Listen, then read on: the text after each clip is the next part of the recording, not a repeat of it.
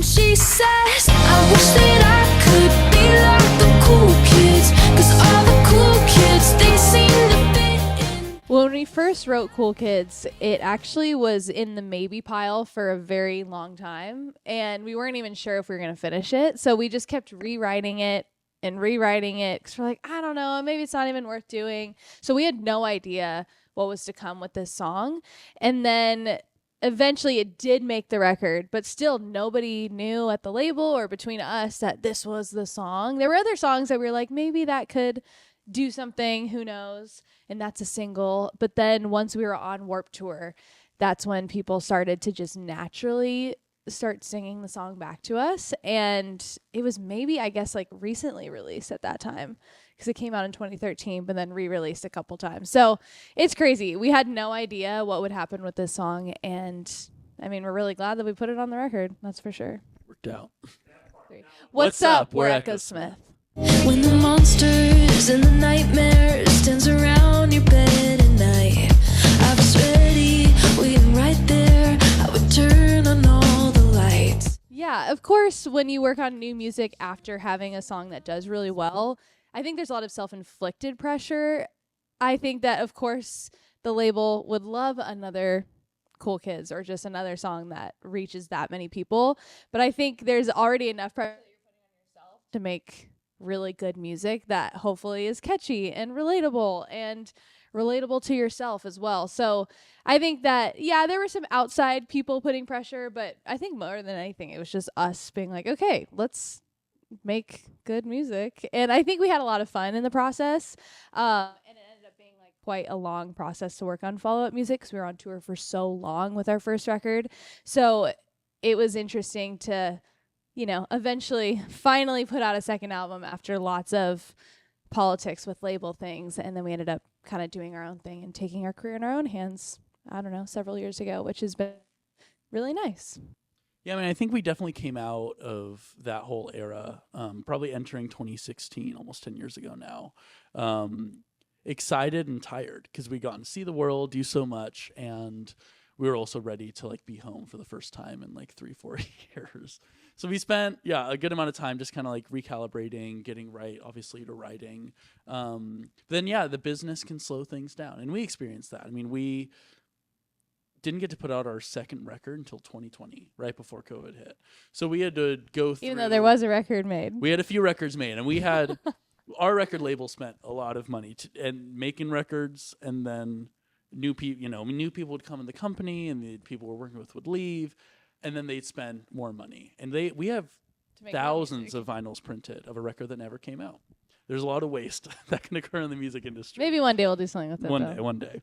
But we went through all of that, and we got to the point eventually we're like, okay, we have to get out of this. We can actually put music out. Because if you're in this cycle of year after year after year of waiting to please the new head of the company, it's just maybe never going to happen. So that's when we kind of took our career into our own hands and moved out of that side of it, at least for that time. Life's a piece of cake when everybody's faking on a paid vacation. Get a wake-up call, shake the glitter off, got no reservation. I think it was a mix of all the feelings when we went off of our major label, because there are a lot of perks to doing music both ways.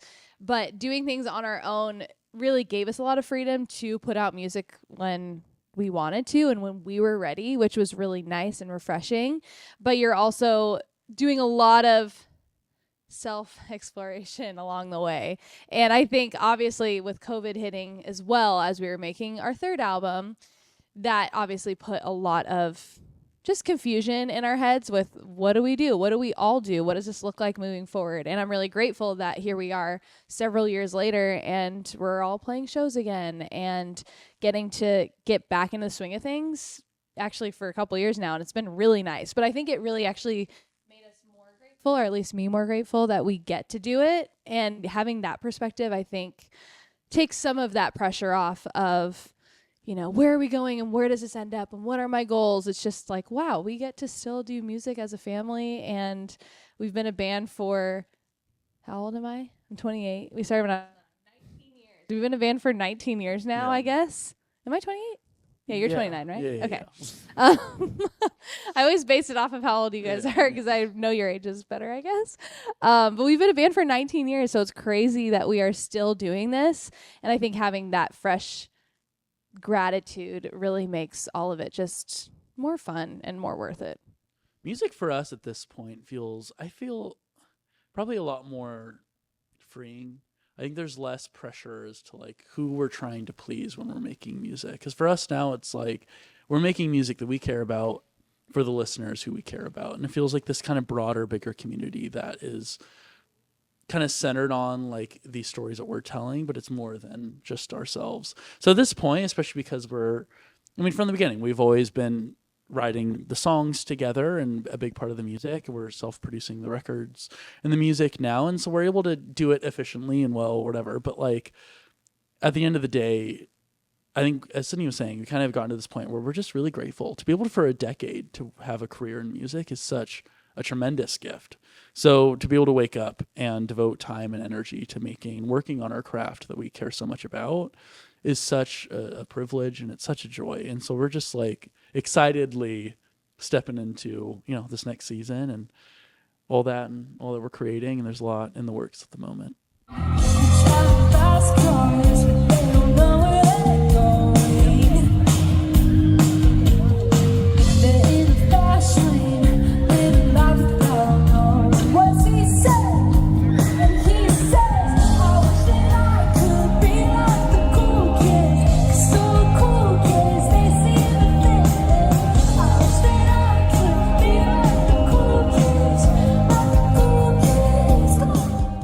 I think there's definitely a mix at our shows. I think there are folks who are coming who we've seen for the last 10 years coming to our shows, and to see as they grow, and some of them like they're bringing new spouses or girlfriends or kids or whatever. And that feels really sweet. But then there are also these like younger kids to us now that are rediscovering our music for the first time. I mean, there's quite a few people that we'll meet at their shows that are like 18 years old, and they'll talk about how, I sang your song at my like second grade recital. I sang Bright at, for my family and, in front of the fireplace on Christmas when I got a guitar. Or I danced to your song at my wedding. I mean, that's crazy because so that's real adult stuff. Yeah. These like developments of life that we're like, we've put music out, and then this becomes like the soundtrack for these different moments. And then, there's like this newer generation coming, we're towards the end of our 20s now. And there are these people coming into their 20s where they're like, they heard the song when they were a kid, but now they're in college or they're entering adulthood, and they're experiencing this same feeling that we were writing about back when we were teenagers, which is pretty amazing. It's sweet but it's bitter. You're gone for the winter. It's a worry of mine. Like lemons and water, it's a hit of sour. Just stay old wine. I don't wanna act like it's butter. Fires are in my words coming alive.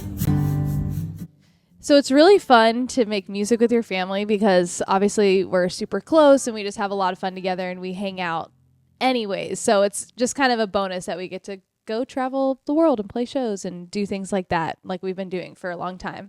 But it's really special that we're family because as we grow in our own personal lives, we get to grow together and support each other in brand new ways that we probably never could have imagined when, I was 16 and we were traveling the world constantly. I mean, Noah has 2 kids now, and now I'm pregnant and I'm expecting my first baby next year. So it's really exciting to watch Echosmith grow as a family and obviously as a band, and just to see where our inspiration takes us now that you've been in this phase for a couple years now, but this is brand new for me and I'm literally growing a child. So it's been really cool to bring our music into that because we love to just bring our fans into what is going on in our lives. So it's really cool that we're doing this baby shower show in LA in our hometown because it's just a night of music with Echosmith, and we're going to have a lot of fun moments throughout. But I just thought it would be fun to basically have a themed show to celebrate with our fans that we've grown up with, that I'm stepping into this new phase of my life and I'm doing it with my family, which just feels so fitting and so special. So I'm excited to see what the future holds as our families grow. And I can't wait to just do shows and have, my little baby side stage with little headphones on and still play shows and have fun. But this will be our last show probably before I have my child, before we take a couple months to let me, adjust to my brand new life. But we're really excited to just continue to grow as a family. I think as our like individual worlds grow, like that will change the dynamic for like the band and even a tour. I mean, for me, I think like, so my wife and I, we fostered and adopted our kids. And when they first came, I was on tour. They were supposed to come after as a whole thing. But so they came, and like my first time being a dad was on a tour bus with them.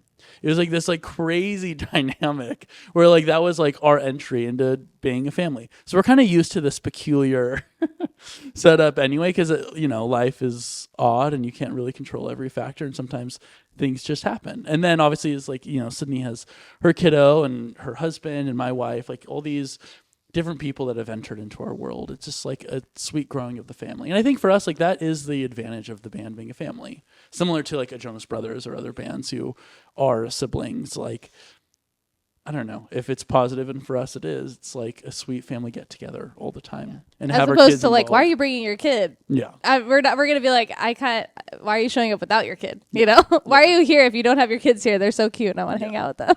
I mean, significant others can make a huge difference in a dynamic, of a whole family. Of course, I think everybody can relate to that, and in-laws, and just like finding out what your groove is with your new family and your, previous family, I guess. But it's been fun to, get close. Like, I'm really close with Noah's wife, and my husband's really close with everybody in this family. Actually, he was first friends with Graham back in the day on Warped Tour. So they're all they're all part of the family, and it's just fun that we get to do it together. But yeah, it's really important to have supportive spouses as you do something as wild as music. I need that consistency of someone who's like, hey, you're on the right track and I support you and I think you're right where you need to be. I think that is super helpful for me.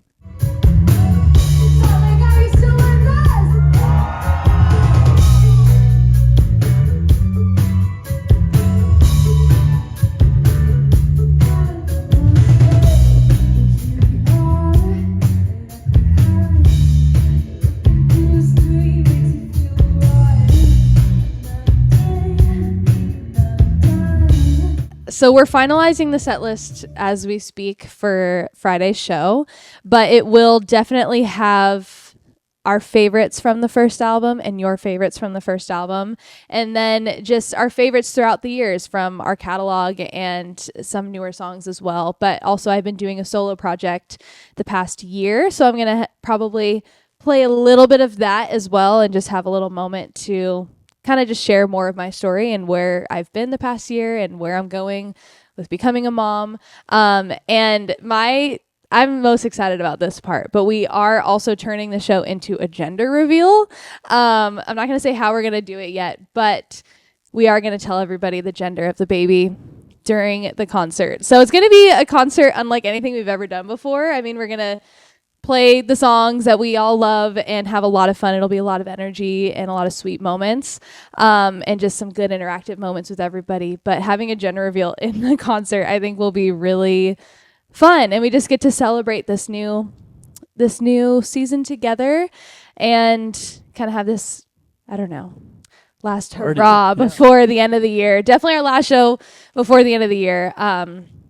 But yeah, potentially my last show before I have a baby. So I'm really excited to just like run around on stage with my 7-month belly and try not to get too out of breath, because that will be a challenge. Make sure to stay in touch with us on echosmith.com, but also you can follow us. We're at Echosmith everywhere: Instagram, Facebook, Twitter, X, and what else is there? TikTok, hello. The biggest one. Okay, fair. And then you can get tickets for our show, the Baby Shower Show, on December 12th on echosmith.com. We're Echosmith, and you've just been buzzed.